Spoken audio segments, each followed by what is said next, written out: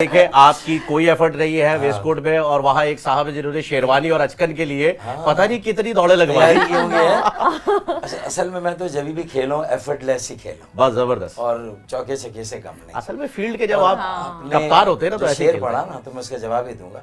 ऊपर एक और शेर भी लिखा हुआ। अच्छा, वो ये लिखा हुआ है कि शाम हो रही है डूबता सूरज बताएगा, शाम हो रही है डूबता सूरज बताएगा, तुम और कितनी देर हो हम और कितनी देर। वाह वाह वाह, क्या बात है, माशाल्लाह। अच्छा, ईद के दिन ये बताइएगा मुझे, बल्कि ये सवाल मैं भाभी से पूछूंगा। भाभी ये बताइए, ईद अब फारूक भाई जो है वो घर पे मना रहे हैं, अब ज्यादा मजा आ रहा है, या उस दौर में जब फारूक भाई बाहर ज्यादा घुमा करते थे ईद के दिनों में तब ज्यादा मजा आता था?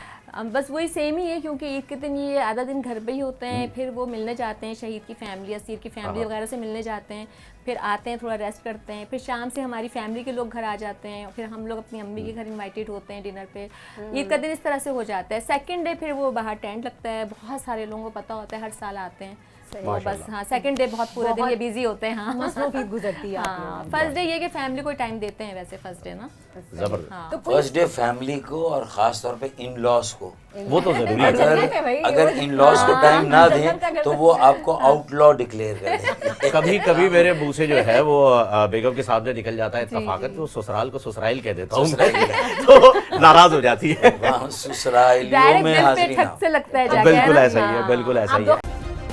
सब्सक्राइब करें और बेल दबाएं ताकि कोई खबर रह न जाए।